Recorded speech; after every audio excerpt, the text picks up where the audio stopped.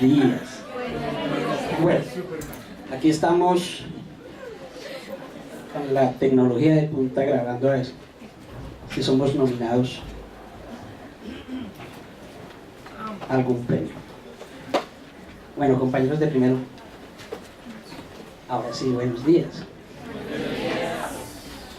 Hoy iniciamos las sesiones de las competencias médicas, como ustedes habrán visto en su plataforma. Y vamos a tener una sesión sobre los paradigmas contemporáneos en la salud, que lo hemos titulado con la doctora Marilena, que se encuentra en la otra sala, entre lo científico, político, ético y sociocultural. Esperemos que llegue el señalador. Mi nombre es Eberto Elías Guevara Pari, docente del Departamento de Salud Pública. Gracias.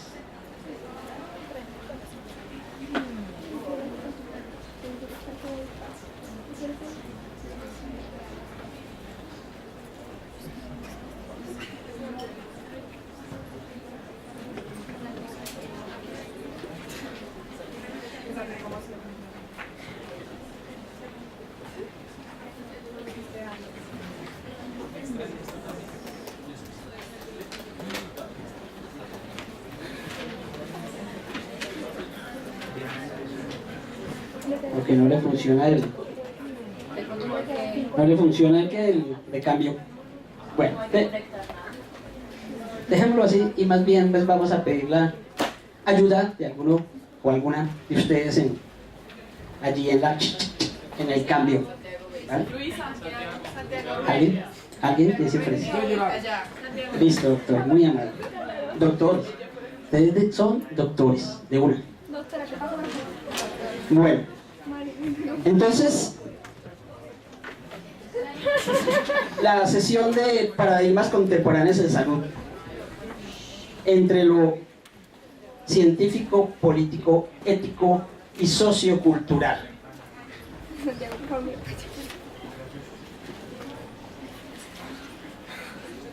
La medicina es una ciencia, una disciplina bastante compleja,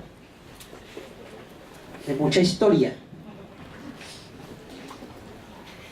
No sé, yo pensaría que de pronto los hombres no deberían estudiar medicina.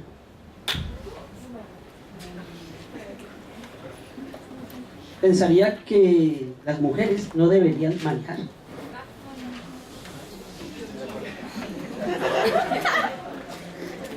Creería que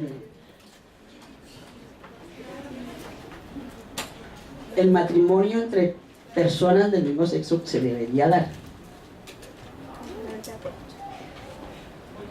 ¿Quiénes están de acuerdo con que los hombres no deberían estudiar medicina?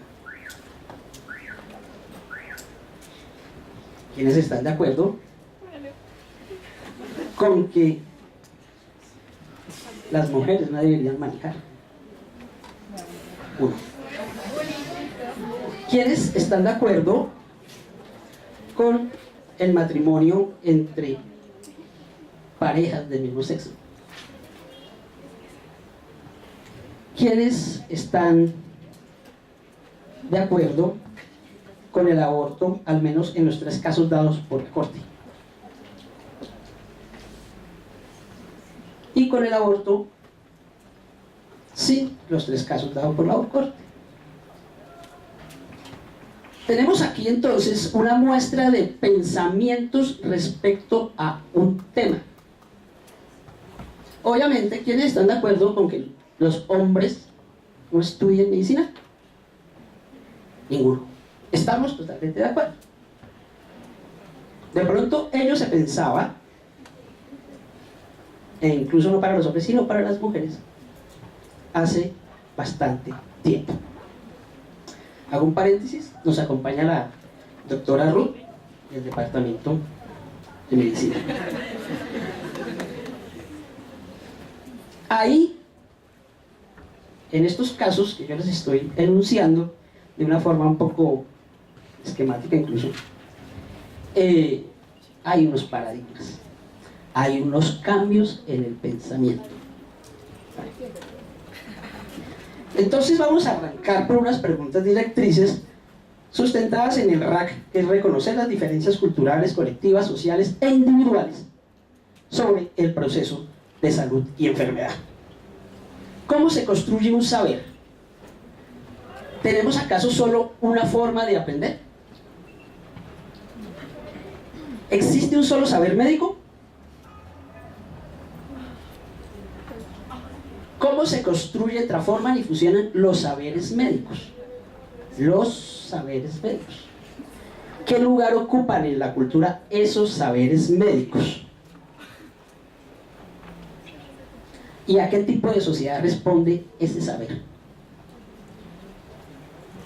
Debemos partir de una noción de cultura en que todo aquello que se produce en un contexto responde a una cultura. Una cosa es estar aquí y otra cosa es estar en una comunidad indígena. Y ello entonces nos hace una otra pregunta: ¿cuál es el rol del médico como sujeto en el contexto actual? ¿Cuál es el papel de ustedes que entraron a realizar esta carrera, esta disciplina tan exigente, tan bonita y que exige unos compromisos?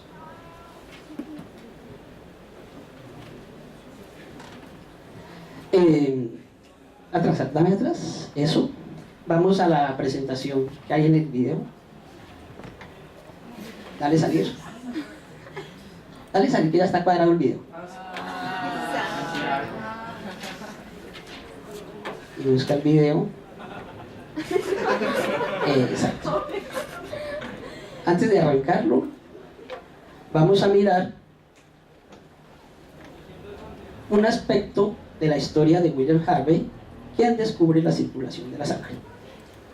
Y vamos a ponerle cuidado a los elementos con que se encontró Harvey para este proceso. Vamos. Hoy confiamos en el conocimiento de los médicos sobre la función de nuestros órganos, que nuestro órgano procesa los nutrientes de lo que comemos y elimina las toxinas de la sangre, que nuestro cerebro es el procesador central del sistema.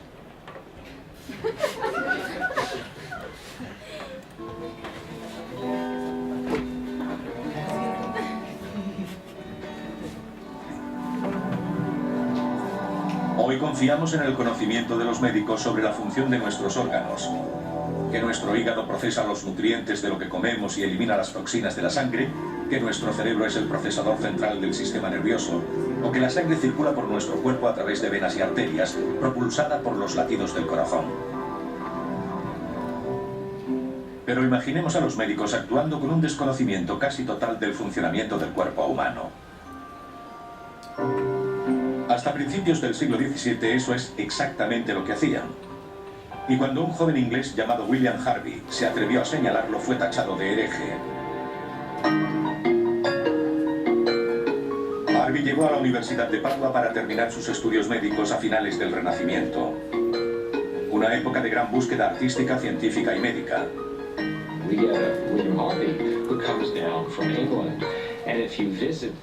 Harvey llegó desde Inglaterra. Y si se visita la Universidad de Padua, pueden verse en el techo de las galerías y pasillos de todo el edificio las insignias de los grupos de estudiantes de los diferentes países. Cuando hay tanta gente con mentalidades diferentes intercambiando ideas, seguro que surgen grandes cosas.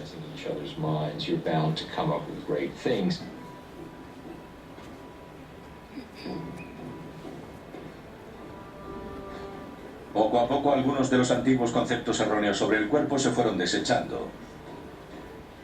Después de todo, fue aquí, menos de un siglo antes, donde fueron expuestas por primera vez las maravillas de la anatomía humana. Sin embargo, en lo que respecta al funcionamiento del cuerpo, las grandes mentes de la ciencia aún no estaban dispuestas a desafiar las teorías de un médico griego del siglo II, conocido como Galeno. Galeno fue un gran médico griego que vivió en Roma en el siglo II de nuestra era. Un gran organizador del conocimiento médico de la época y autor increíblemente prolífico, con más de 120 textos en su haber, muchos de los cuales sobrevivieron y fueron los responsables de su dilatado reconocimiento. Durante el Imperio Romano y la Edad Media, hasta llegar al Renacimiento, la autoridad era el factor más importante en cualquier noción de la marcha del mundo. Si una gran figura afirmaba esto va así, entonces era así. Y Galeno era la figura médica más poderosa de su tiempo. El problema era que Galeno cometió muchos errores. Por ejemplo, respecto a la circulación de la sangre, él creía que no lo hacía. Su teoría era que la sangre fluía desde el hígado, donde pensaba que se producía, hasta las extremidades, donde de algún modo desaparecía. Y a pesar de su error, esa teoría no fue rebatida durante más de 1000 años. Harvey sale al paso y dice, esto no concuerda. Si Galeno tuviese razón, un ser humano normal produciría unos 1500 litros de sangre al día. No podía comprender cómo el hígado podía producir tanta sangre. Era la curiosidad que podría haber tenido un hombre normal, pero resultó ser un brillante médico quien se lo preguntaba. Acabados sus estudios en Padua, Harvey volvió a su Inglaterra natal, obsesionado aún por reconciliar las teorías de Galeno sobre la sangre con sus propias observaciones. Y se embarcó en una serie de experimentos sin precedentes. El trabajo de William Harvey se basaba en una extensa experimentación animal, más de 80 especies de mamíferos, pájaros y reptiles. Él era absolutamente cruel. Indudablemente era una persona fría. Practicaba vivisecciones a cerdos y perros que estaban encadenados a la mesa de disección, donde gritaban y aullaban. Todo se llenaba de sangre. Estaba particularmente interesado en la cantidad de sangre que contenían los cuerpos. ¿Cuánta sangre podía manar del cuerpo en intervalos medidos? La forma en que llegó a ese conocimiento fue absolutamente horrible, pero también le permitió hacer algunos de sus grandes descubrimientos. ¿Y qué fue lo que descubrió Harvey? El simple hecho de que el corazón era una bomba que hacía que la sangre circulase por todo el cuerpo. Y lo que para nosotros resulta tan obvio, era tan herético en aquel entonces que temió revelarlo. Más tarde escribiría: Estoy a punto de presentar un concepto tan novedoso que temo por mi vida, no solo a causa de la envidia de unos pocos. Temo que mi humanidad crezca tanto como el número de mis enemigos. Harvey era consciente de que sus ideas no serían bien recibidas. Pero era tan astuto y ambicioso como inteligente, y tenía un plan. Se casó con Elizabeth Brown, que era hija del Dr. Brown, el médico de la reina Isabel, y aquello le hizo ganarse la aceptación inmediata del Real Colegio de Médicos de Londres. En 1616 estuvo muy absorto en su trabajo que finalmente echaría por tierra los conceptos galénicos sobre el cuerpo humano. Pero alrededor de 1618 llega a ser uno de los médicos del rey. Su prestigio crece en los círculos ingleses. En realidad, su decisión fue muy astuta. Durante 12 años practicó vivisecciones de animales ante los miembros del Real Colegio de Médicos de Londres, para que estos pudieran ver exactamente lo que hacía y ganarse así su confianza. En 1628, muchos años después de empezar su investigación de la circulación sanguínea, Harvey se sintió lo suficientemente seguro para publicar sus descubrimientos en un revolucionario trabajo conocido como De Motu Cordis, el movimiento del corazón. En el siglo XVII se publicaron 3 de los más grandes libros en lengua inglesa. El primero fue la Biblia del Rey Jaime. El siguiente fue la compilación de las obras de Shakespeare. Y el último, el libro de William Harvey sobre la circulación de la sangre. Sin embargo, los colegas de Harvey no lo vieron de ese modo. Algunos de los médicos más prominentes de la época publicaron volúmenes enteros desacreditando su tesis de la circulación de la sangre por todo el cuerpo. Este libro, De Motu Cordis, representa uno de los más fuertes desafíos a la fisiología galénica que cabía esperar, el tipo de reto del que Galeno nunca se recuperaría. Aunque no en vida de Harvey, al final su teoría obligó a toda la profesión médica a replantearse los conocimientos sobre el funcionamiento del cuerpo humano. Y consiguió ganarse su lugar en la historia como padre de la fisiología moderna.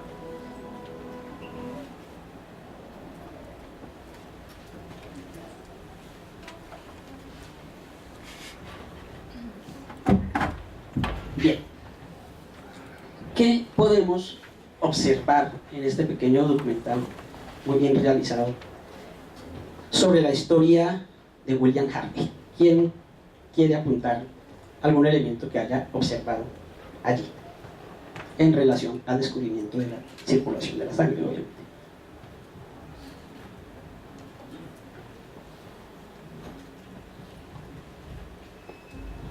Pues digamos, en la manera que él hizo ese descubrimiento, ¿sí?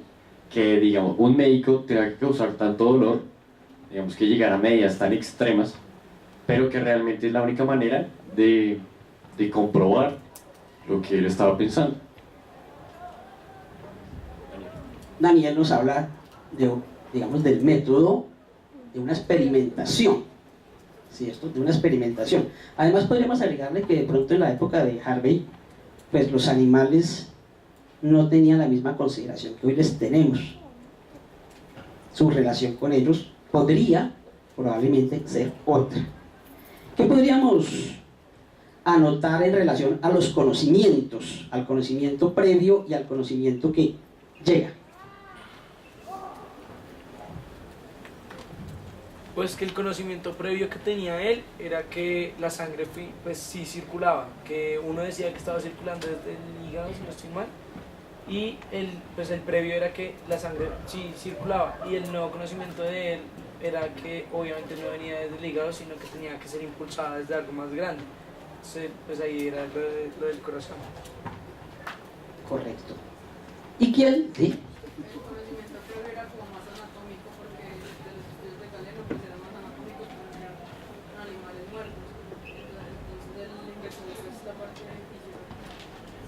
Pero Galeno estudiaba animales vivos, él hacía vivisecciones. O sea que él por eso lo hacía desde el hígado, por lo que él realizaba con vivisecciones, entonces, es lo que tengo entendido. Bien, vamos despacio, como dice Jack el Destripador.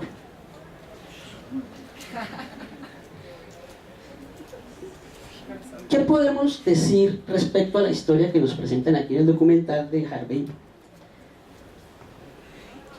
Respecto a lo social y a lo político.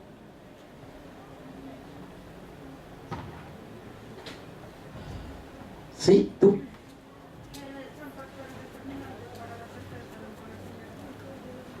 ¿Y cómo se evidencia en Harvey?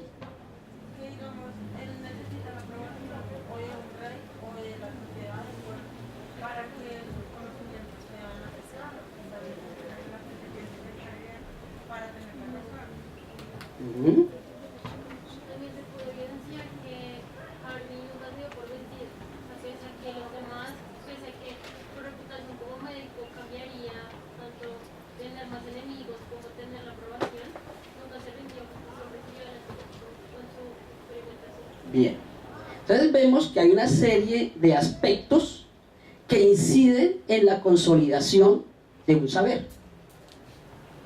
No es simplemente una iluminación, sino una serie de factores que intervienen determinantemente en la consolidación y, dependiendo del contexto histórico, obviamente, de ese saber. Entonces, vamos a hablar de algo que se llama las representaciones sociales y el conocimiento. Entonces, toda forma de conocimiento mágico, religioso, científico, el saber popular, independientemente de su efectividad, ¿cierto?, posee una estructura de pensamiento lógico racional. O sea, hay una forma de pensarlo y de hacerlo. Posee unas metodologías y unas técnicas para construir ese saber. El conocimiento científico o no, responde a contextos socioculturales, sociohistóricos e ideológicos. Lo acabamos de ver. Tanto global como local. O sea, tanto en el mundo como en los contextos específicos de una cultura. Esto crea o modifica las representaciones sociales existentes que condicionan en gran medida la percepción, relación de análisis sobre la realidad. Esto tiene que ver, ya lo vamos a ver más adelante, que los ojos ven como la mente conoce. Aquí tenemos, digamos, un universo y un astrónomo. Y aquí tenemos un mamo, ¿cierto? La maloca para los indígenas, no necesariamente para los indígenas, es el universo. Entonces hay percepciones distintas de realidades y ahí juegan las representaciones sociales. Antes de entrar a ellas, vamos a partir vamos a tener un punto de partida que es el Renacimiento, como se evidenció en el video, ¿cierto? Y el Renacimiento es para Occidente un espacio de una gran revolución en todo sentido. Se establece la ciencia experimental como el método científico que funda Galileo cuando dice que la Tierra no es el centro del universo. Hay unos descubrimientos que nos llevan a nuevos mundos y nuevos saberes. Descubrimiento de América, entre comillas, los descubrimientos de Asia, de África. Y estos descubrimientos se dan debido a políticas que impulsaban desde los reinos de Europa, religión, que tiene que ver la religión, y tiene que ver las comerciales, en esa expansión. Y entonces ya se empiezan sus procesos de globalización. El proceso de globalización no es hoy, viene desde hace mucho, mucho tiempo. En el Renacimiento el humanismo se resalta. El hombre es la medida de todas las cosas. Y, obviamente, en el arte se evidencia esta relación con el cuerpo y el hombre es la obra perfecta de Dios. Pero aparece una serie de nuevas ciencias, entre esta la óptica y la astronomía, que miran el cosmos de otra forma, lo descubren y empieza a generar una serie de contradicciones, no solamente en estas ciencias, con lo que dicen las escrituras, e incluso algunos niegan la existencia de un Dios, como el señor Giordano Bruno, que resultó a la postre quemado por la Inquisición. Obviamente aparece la universidad, ahí no lo presenta, donde está Harvey, ya viene la universidad.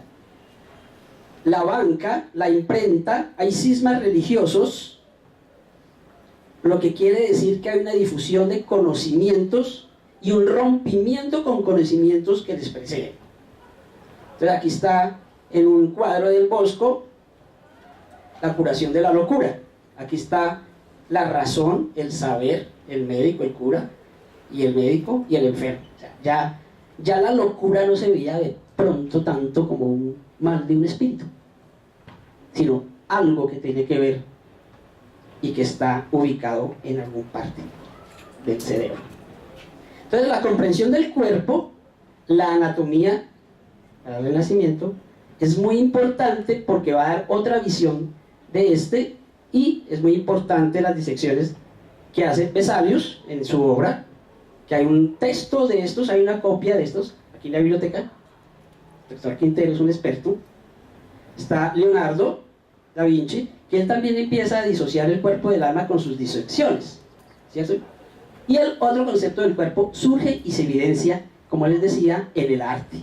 Ustedes pueden hacer un recorrido por las obras artísticas de muchos autores, pintores del Renacimiento, y ven ese otro concepto en donde la belleza, el concepto de belleza que hoy tenemos, viene muy directamente de allí, de esa perfección.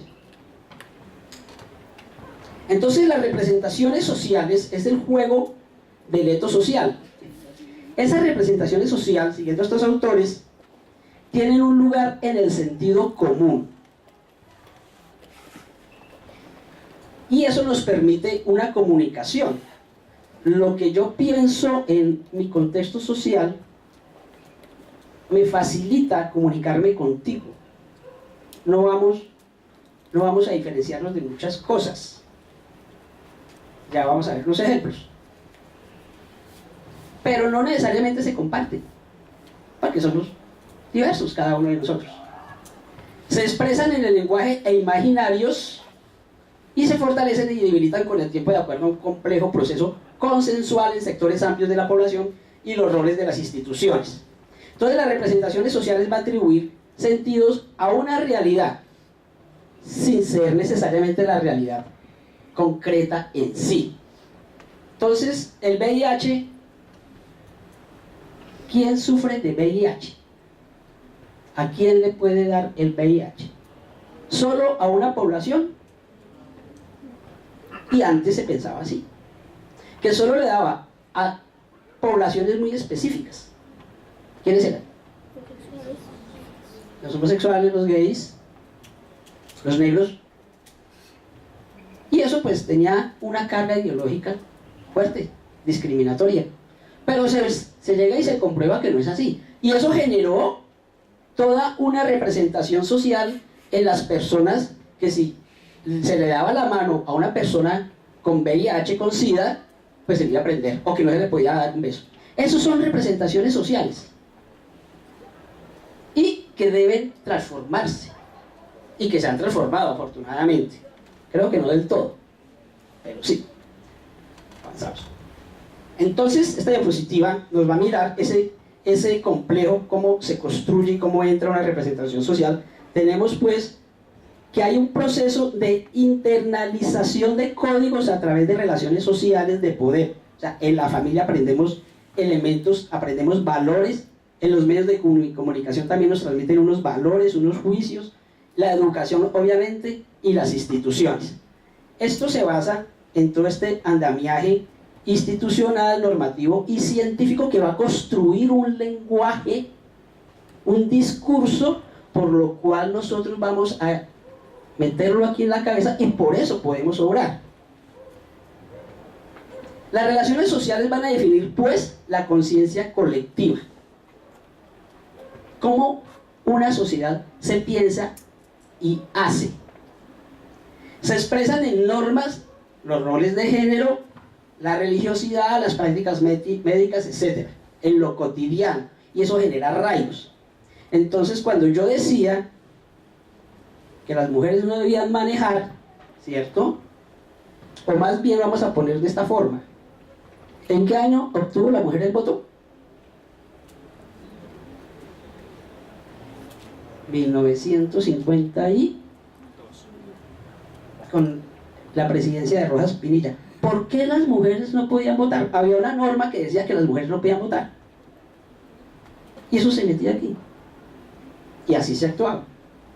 O pongámoslo en un proceso histórico más anterior: los indígenas no tenían alma,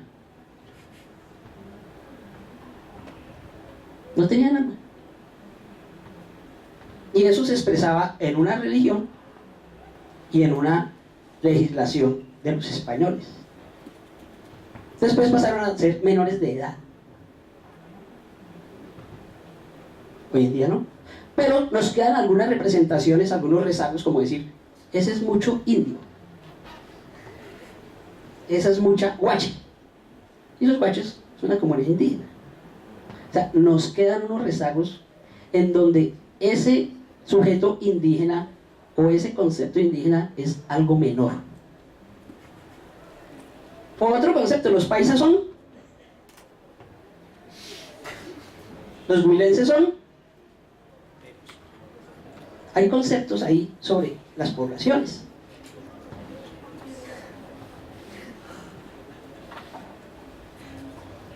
Entonces esas representaciones sociales van a garantizar en esa conciencia colectiva la comunicación y una cohesión social.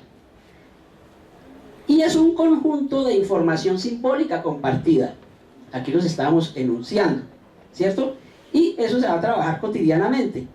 Pero las representaciones sociales, unas son de larga duración y otras son de corta duración.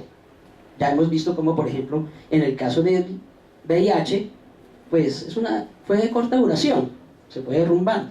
Sin embargo, el pensamiento, por ejemplo, sobre el homosexual aún sigue teniendo rezagos sobre esa relación en la sociedad. Entonces las relaciones sociales nos van a permitir reconocer los contextos, van a dar un sentido de pertenencia y nos van a dar las categorías de comprensión de las prácticas sociales.